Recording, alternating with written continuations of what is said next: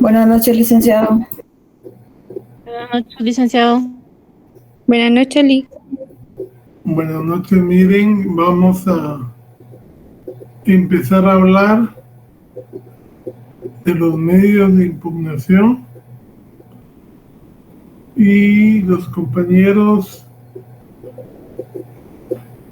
que todavía no han ingresado, pues vamos a dejarlos entrar, pero sin interrumpir la clase.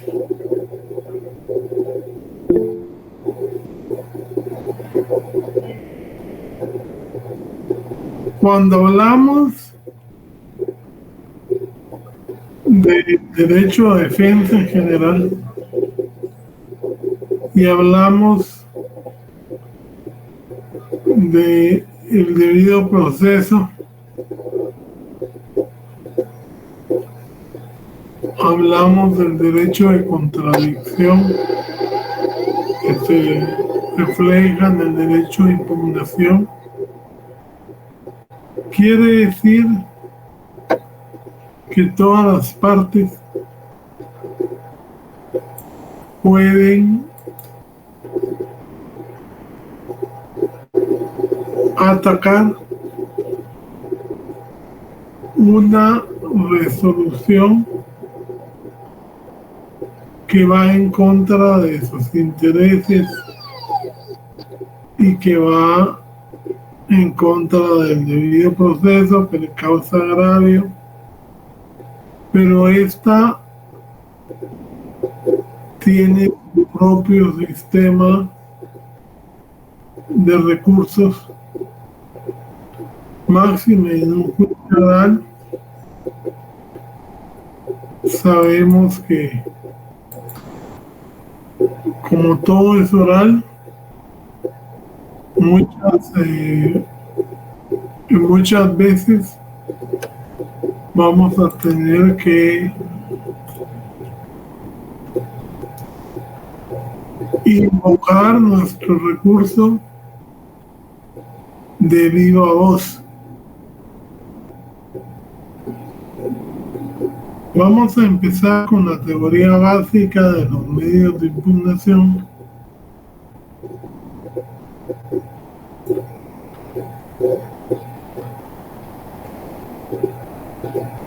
Y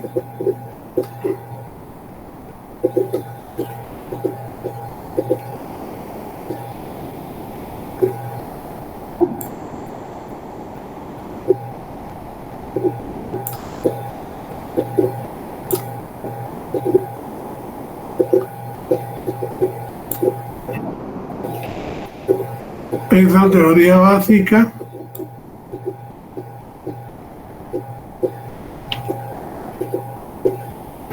son las nociones generales. Impugnación es el género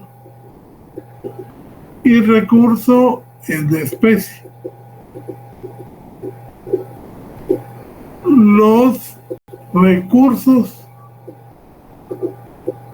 podemos entenderlos como los medios de impugnación que buscan un nuevo estudio de la resolución por un tribunal superior. O sea, cuando hablamos estrictamente de recursos, es que se somete la decisión, la revisión de esa decisión a un tribunal superior, generalmente colegiado,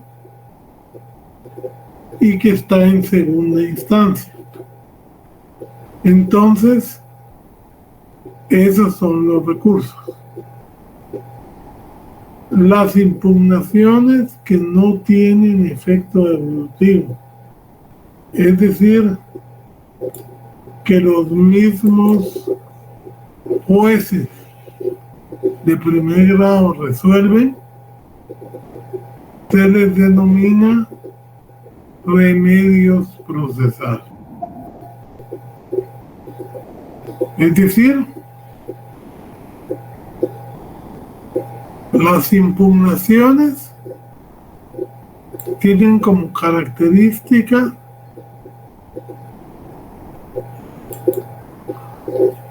que son el género, que son aquellos medios de impugnación que tienen que subir a un tribunal superior, normalmente colegiado, o de primera instancia, pero que actúa como segunda instancia en un momento. Es decir, la característica básica de un recurso es que eso lo resuelve la segunda instancia de dicho proceso.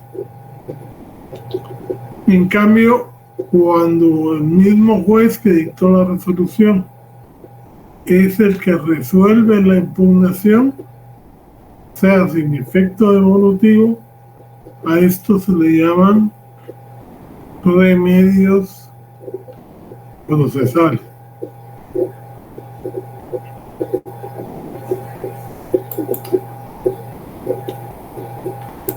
Por favor,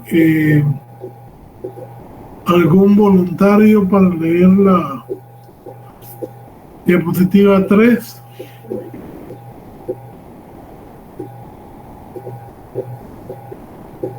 Le ayudo yo, licenciado. Buenas noches. Vaya, Nancy. Los medios impugnatorios tienen un sustento supranacional. El Pacto Internacional de Derechos Civiles y Políticos, reconocido por nuestro ordenamiento jurídico, el cual precisa en su artículo 14.5 lo siguiente: toda persona declarada culpable de un delito tendrá derecho a que el fallo condenatorio y la pena que se haya impuesto sean sometidos por un tribunal superior, conforme a lo prescrito por ley. Ok. ¿Qué quiere decir? Que en los distintos instrumentos de derechos humanos se dice que lo más importante, que es la condena a una persona, tiene que estar regulado un medio para que otro tribunal superior revise el fallo, pueda ver si hay un error de forma o un error de fondo, apreciar pruebas y que en ese sentido se pueda enmendar la condena. Y si eso se dice del derecho máximo, se entiende que ciertos artículos de carácter mínimo también puedan ser contenidos en este. A ver, doña Nancy, continuemos. Muy licenciada.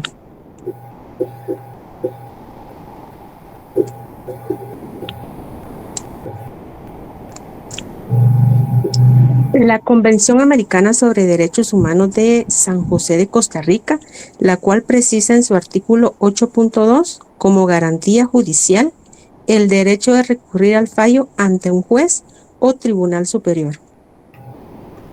Es decir, todos indican la posibilidad de que el procesado pueda recurrir, y el Ministerio Público también,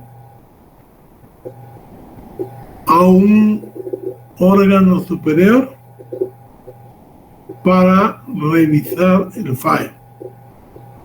Entonces, aunque en un inicio esto era más favorable al procesado, hoy en día pues también se otorga la posibilidad de recurrir al órgano encargado de la persecución penal.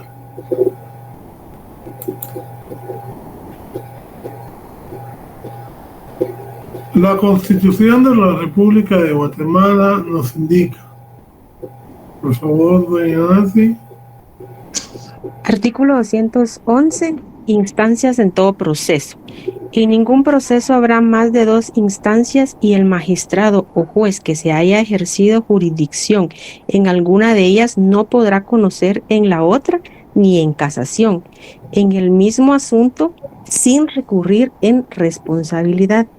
Ningún tribunal o autoridad puede conocer de procesos fenecidos, salvo los casos y formas de revisión que determine la ley. Bueno, aquí vamos a detenernos un poquito.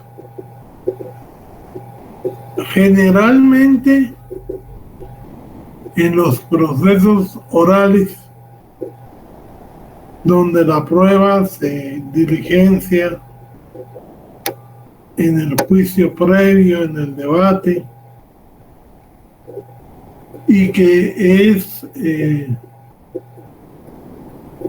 tiene un proceso de asunción oral, visual,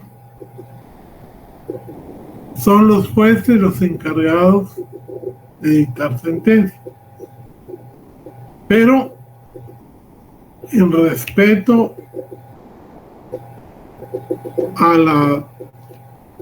al derecho de poder enmendar errores, los países seguidores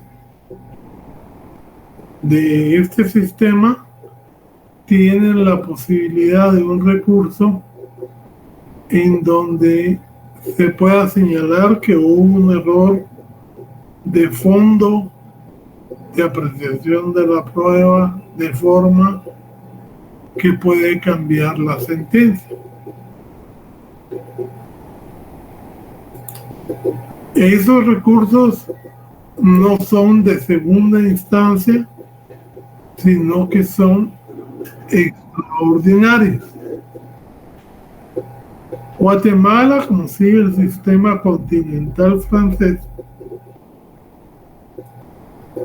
creó para todos los procesos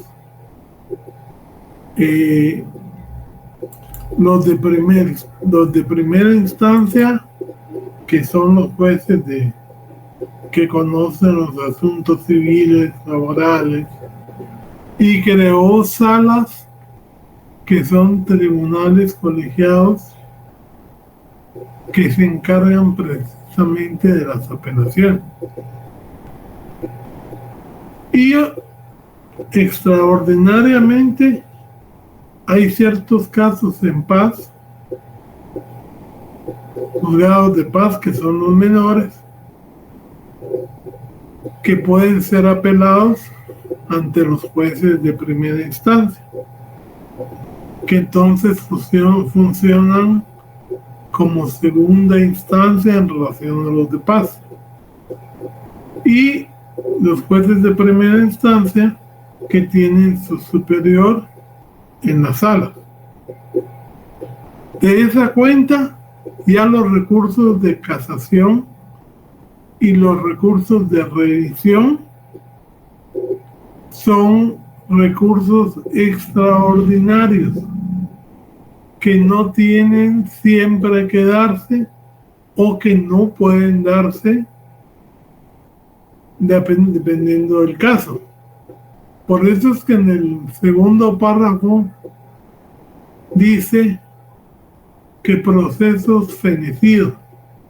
¿Qué entiende usted por fenecido? Que ya se dictó cosa juzgada material. No, perdón, cosa juzgada formal. Porque en penal nunca va a haber una cosa juzgada material, distinto de casos civiles, casos laborales, En penal siempre puede existir una nueva prueba, un nuevo indicio que permita, según su peso, revisar la sentencia y dejar sin efecto una pena. Aquí en Guatemala lo vimos cuando después de la sentencia Fermín Ramírez versus Guatemala o Racankov versus Guatemala se anuló la pena de muerte, y por esas razones de anulación de la pena de muerte habían 55 condenados a pena de muerte que fueron liberados, no liberados, que fueron conmutadas las penas de pena de muerte a la máxima de prisión. Entonces el famoso corredor de los condenados a muerte quedó vacío y continúa vacío por las reformas que dieron la Corte de Constitucionalidad en los años 16-17. Entonces, como les digo, las dos instancias son el juez de primera instancia, las salas de apelaciones. Casación ya no es instancia de recurso extraordinario, y la sala, la Corte Suprema de Justicia, conoce de los dos recursos extraordinarios, la casación y la revisión. ¿Dudas en cuanto a esto?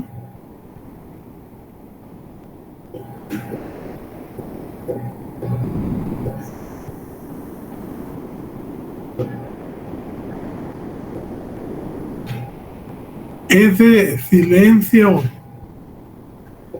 abismal a veces me da pena.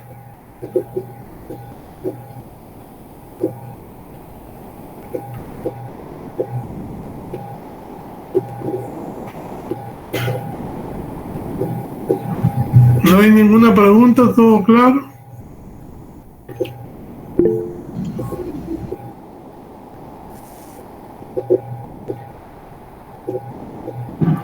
Bueno, vamos a hablar ahora de los remedios procesales.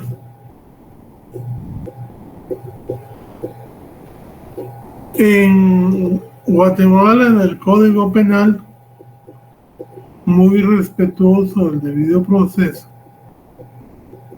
reconoce que en algún momento puede darse un error, y se ha dicho que el derecho de defensa, la defensa de la persona y sus derechos son inviolables. Nadie podrá ser condenado, privado de sus derechos, sin haber sido citado, herido y vencido en juicio, en proceso legal, ante juez o tribunal competente y preestablecido.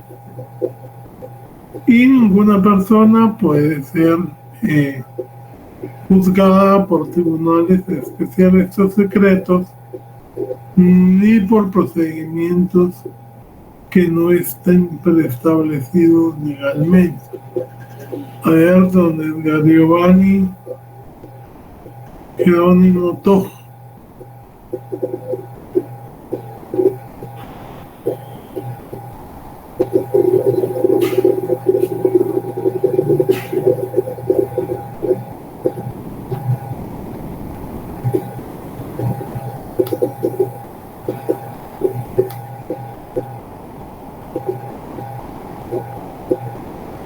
Edgar, Giovanni, Jerónimo, Tog, ¿tenía alguna pregunta?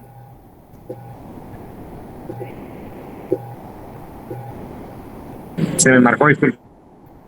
Bueno. Bueno, entonces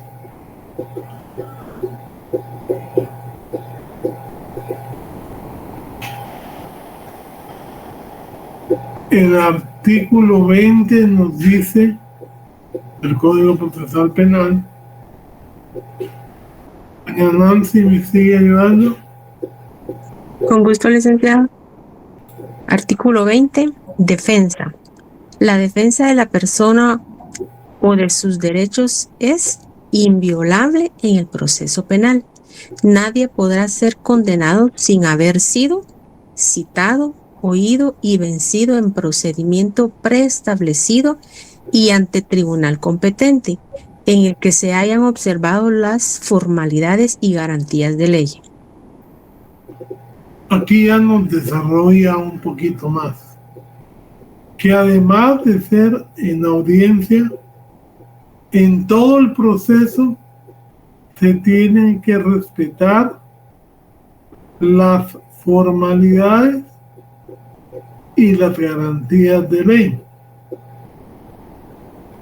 Es decir, una garantía de ley es que la declaración del procesado solo es válida cuando se preste ante juez competente. ¿Sí? Si el procesado reconoció el hecho ante un juez de paz que es incompetente a conocer delitos, y cuando llega a instancia el fiscal dice que ya hay reconocimiento de él que él cometió el hecho, ¿esa prueba es válida o no?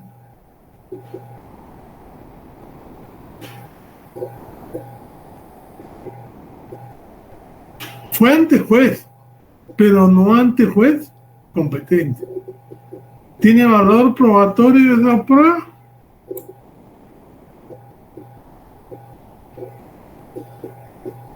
Solo uno. No, licenciado. No, licenciado. No es válida porque se está vulnerando una garantía, que él no era el juez competente. Y entonces, ¿qué tienen que hacer ustedes como abogados defensores o inclusive el Ministerio Público? Señalar que ahí hubo una actividad procesal defectuosa y que esa declaración carece de validez. Si él quiere declarar en primera instancia que es un derecho, una obligación, esa es la declaración o no declaración que va a iniciar el proceso. Y si después, más adelante, él quiere declarar, va a poder hacerlo. ¿Por qué? Porque la declaración no es una forma de obtener prueba. A diferencia de lo civil, a diferencia de lo administrativo, a diferencia de lo laboral, donde tenemos la declaración de parte, la confesión judicial, que si no la presta personalmente y no comparece a la audiencia, se tendrán por probados todas las pruebas que contienen esas preguntas. En penal no, en penal es un medio de defensa porque se le considera al procesado sujeto de proceso, sujeto de derecho. Entonces,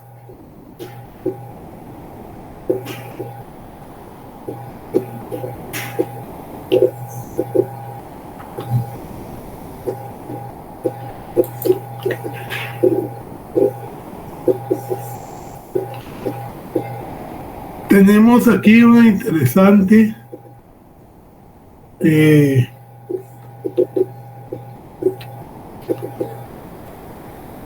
cuadro en actos procesales perfectos, actos irregulares y actos anulables.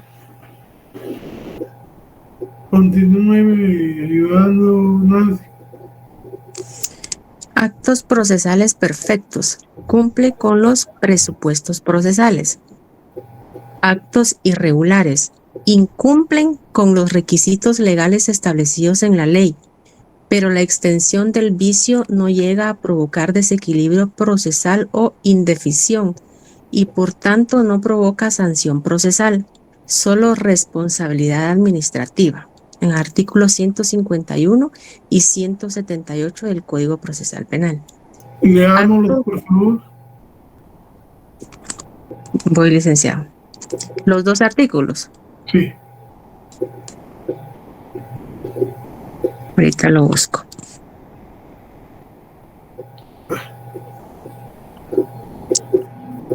El artículo 151 del procesal dice vencimiento. Los plazos fijados con improrrogables y a su vencimiento caduca la facultad respectiva, salvo lo dispuesto por la ley del organismo judicial. Los plazos que solo tienen como fin regular la tarea de los funcionarios públicos que intervienen en el procedimiento serán observados rigurosamente por ellos. Su inobservancia incumplirá mala conducta en el desempeño de sus funciones y la sanción disciplinaria procederá en oficio, previa audiencia del interesado. Okay. Si ustedes miran, yo les comenté que cuando un fiscal se le pasaba la fecha y no había presentado acusación, el juez lo emplazaba para que inmediatamente practicara el acto de formular acusación.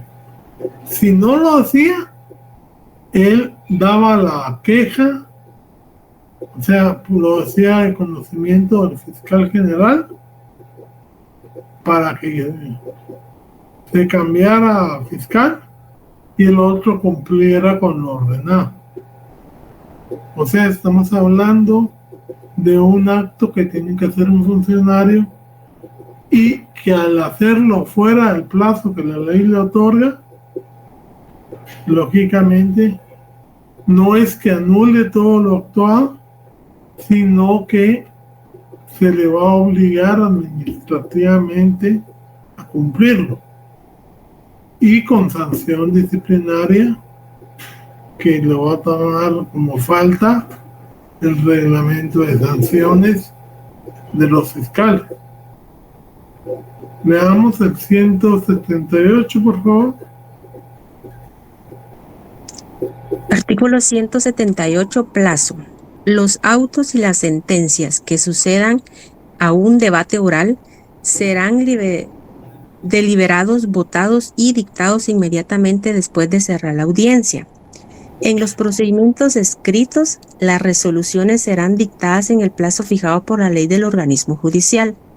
La inobservancia de los plazos aquí previstos no invalidará la resolución dictada con posterioridad a ellos, pero habrá responsables a los jueces o tribunales que injustificadamente dejen de observarlos. Otro ejemplo es, por ejemplo, yo tenía que dictar mi fallo hoy, lo cumplo, pero no emito la sentencia a las 24 horas posteriores o los 3 días posteriores que me da la ley, sino que lo hago el quinto, el sexto día. Eso, aunque no invalida la sentencia que ya fue anunciada al terminar el debate, sí me ocasiona responsabilidad a mí como juez o como magistrado. Estos son, digamos, Los procesales perfectos son los que cumplen con todos sus tiempo, modo, forma, con todos los requisitos que la ley dicta.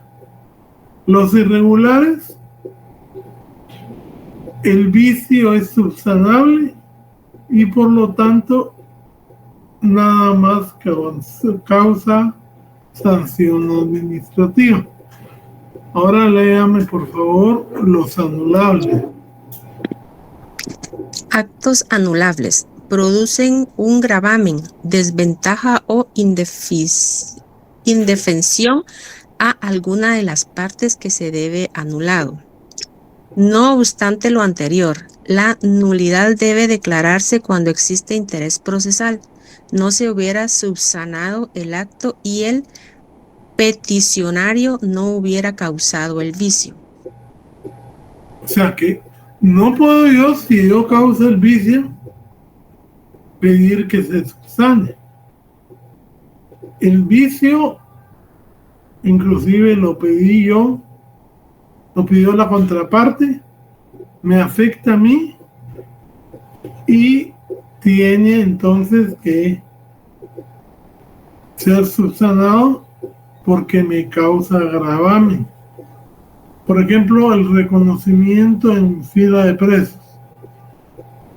Si realmente no se cumplió con los requisitos de poner personas de la misma complexión, talla y nacionalidad o color o semejanza física, y yo como fiscal, el muchacho es un muchacho delgado, altura media, y le pongo gente alta, pasada de peso, el acto del reconocimiento en fila está viciado porque no hubo, digamos, una lícita posibilidad de que la persona lo reconociera, porque prácticamente se lo estaban poniendo resaltado. Entonces, si ese reconocimiento se hizo en la primera declaración o en los separos de la policía, también se puede protestar y pedir que se subsane el acto y que lógicamente se vuelva a repetir, pero ya con las características de semejanza en las personas que integren la rueda o la fila, como se le quiera llamar, de procesados.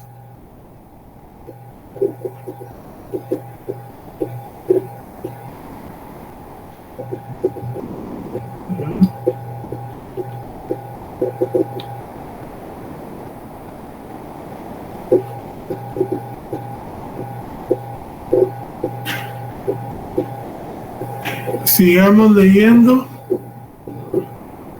Actividad procesal defectuosa. Es el acto procesal que se llevan a cabo en el proceso penal de forma errónea o incorrecta, ya que se realiza con deficiencias en los requisitos propios de cada acto y como consecuencia provocando que el proceso esté viciado y no se desarrolle un debido proceso.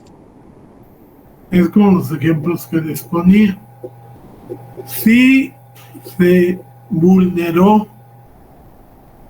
una parte de cómo debe hacerse la diligencia, eso vulnera al procesado o inclusive puede vulnerar al Ministerio Público, y entonces se puede pedir por el sujeto que no sea culpable que se repita inmediatamente la diligencia. Ahora, si usted la consiente, Y eso es lo importante de que los abogados sean buenos. Porque si una diligencia que se hizo con violación de garantías es consentida por el procesado, el error no puede ser depurado y continúa el proceso.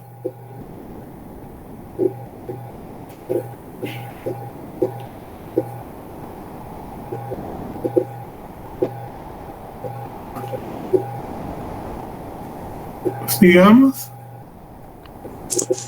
Artículo 281 del Código Procesal Penal.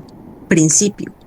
No podrán ser valorados para fundar una decisión judicial ni utilizados como presupuestos de ella los actos cumplidos con inobservancia de las formas y condiciones previstas en este código, salvo que el defecto haya sido subsanado o no se hubiere protestado oportunamente de él. O sea que si la audiencia es oral, nosotros tenemos que estar atentos de ver si se están respetando lo que la norma dice.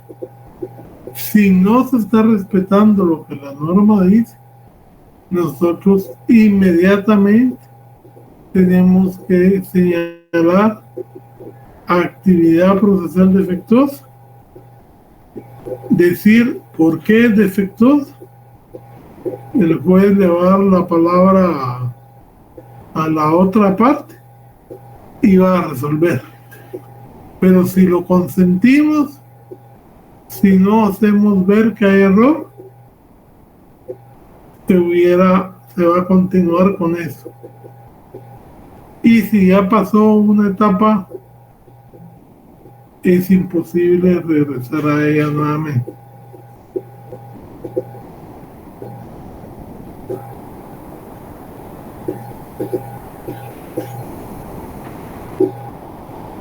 Sigamos. El Ministerio Público y las demás partes solo podrán impugnar las decisiones en los casos y formas previstos por este código, siempre que el interesado no haya contribuido a provocar el defecto.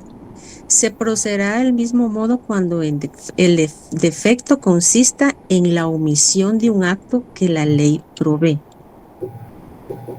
Es decir, nosotros podemos protestar, obviamente el más llamado a protestar es el defensor técnico, ya sea que se haya hecho adrede o por omisión, porque entonces la omisión, una persona que no entiende muy bien el español y que sea obligada a contestar, digamos, no se le explique su derecho a hacer uso de un intérprete o una persona que es extranjera y que no se le informe de que tiene derecho a que su representante consular esté ahí, son errores de omisión, pero son errores de omisión que afectan el debido proceso, y el ejemplo más claro que tenemos está en los casos de Fermín Ramírez, porque a él, no hablando muy bien ¿cómo se llama? El idioma castellano, todo su proceso inició declarando sin entender muy bien de qué se le estaba acusando. Y eso es algo que señaló la Corte Interamericana.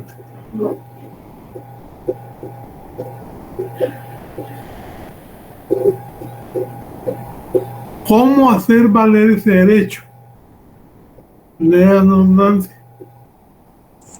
Artículo 282. Protesta.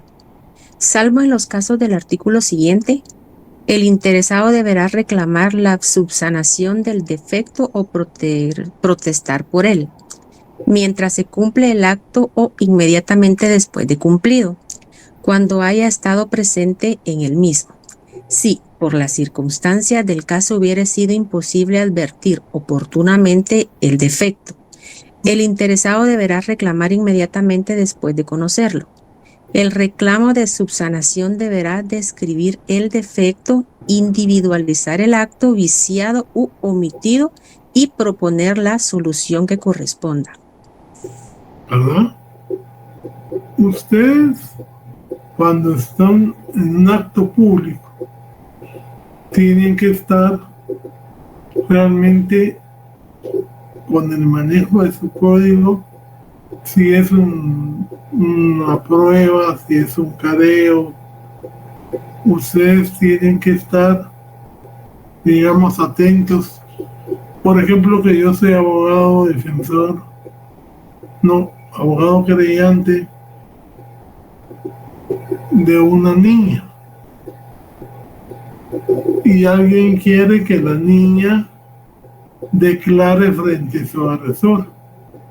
Yo inmediatamente nomás anuncio eso, yo protesto y digo que eso es doble victimización y que el procedimiento debe dar acorde a las nuevas introducciones que ha tenido el código para proteger a las niñas víctimas, y tiene que ser con el protocolo de ayuda a la víctima que tiene el Ministerio Público.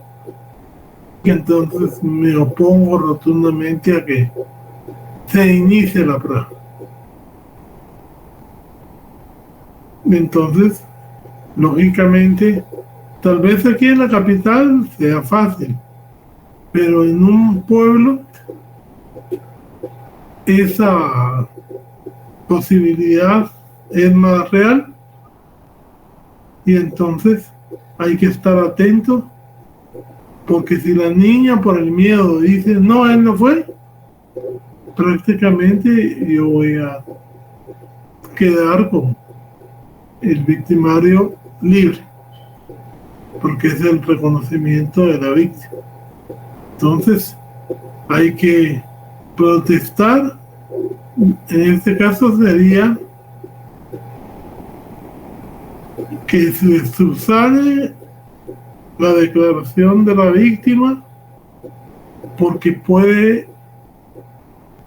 va a ser una doble victimización. La puede afectar el miedo, la puede afectar la zozobra que le causa el victimario en relación a ella, y que se haga mediante la cámara de Gesell, o sea, en videoconferencia, previo a la atención de un psicólogo infantil, para que sea algo admisible.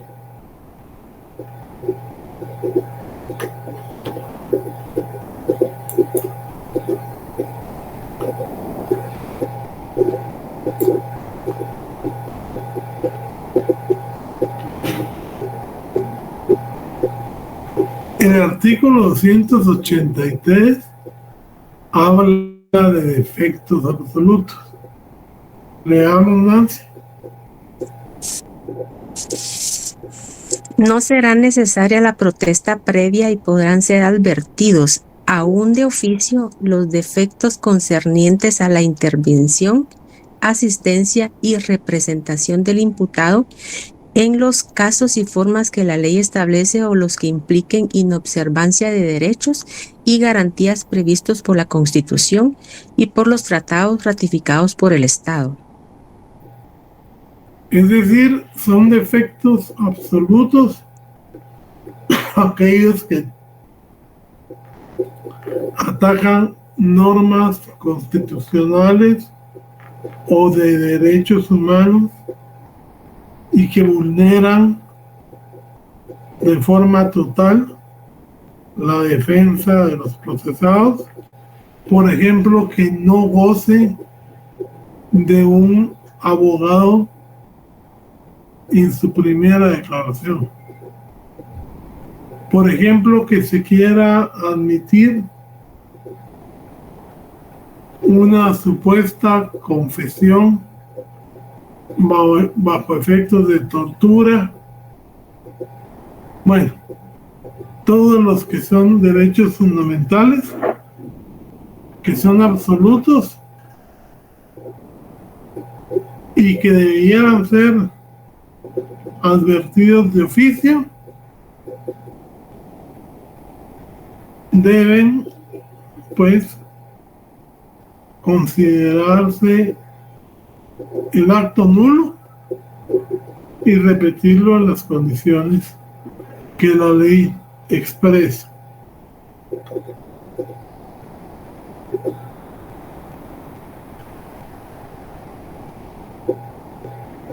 Lógicamente, como ustedes saben, por el principio Juris Novit Curia, el juez tiene la facultad de enmendar cualquier error o defecto, porque el juez conoce la ley y como órgano controlador del proceso debe realizar tal función. Las solicitudes presentadas por motivo de corregir el defecto de las decisiones judiciales también pueden ser presentadas por el Ministerio Público o las demás partes, con fundamento del defecto y que el interesado no haya contribuido a producirlo. Y asimismo se procederá de la misma manera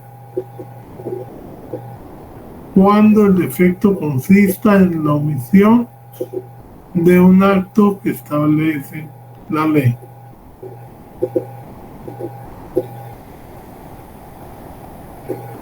Bueno, les aconsejaría que leyeran. Este no es un recurso propiamente, sino que es un acto de enmienda que se usa mucho por los abogados que conocen el proceso y que no permiten que sus clientes se vean vulnerados por el desconocimiento del mismo.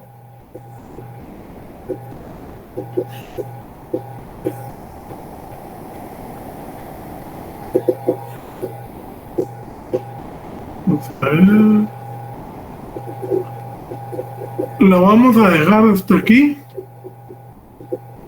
y quiero que por favor para el día lunes me estudien el recurso de queja y el recurso de reposición. Miércoles no hay clases porque es el día de asueto por los difuntos, entonces después de comerse su fiambre, así para que les baje la digestión, léanse el recurso de queja y el recurso de reposición, que va a ser lo que vamos a ver el siguiente día de clase.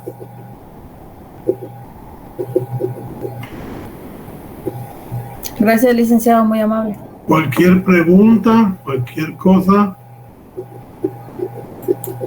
o si les entra alguna inquietud ya después de que hayan leído. Mire, yo creo que sí, no pasa de noviembre. Entonces, gracias a Dios, nosotros ya estamos entrando en punto de salida de los recursos, pero sí, eso van a ser pocas las clases. Así que yo necesito que ustedes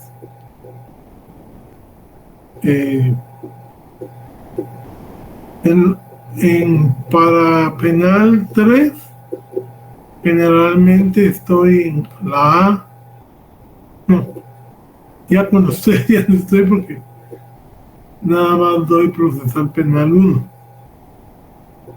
porque me tienen separado ahorita en la H con penal 2 y el otro semestre con 2 de penal 3. Pero cualquier cosita, cualquier duda, ya saben que siempre estoy a la orden y en lo que pueda servirles, ahí estamos. Muchísimas gracias, licenciado. Feliz noche. Feliz noche. Gracias, licenciado. Feliz noche. Feliz noche, Gracias, Lila. licenciado. Feliz noche. Gracias, licenciado.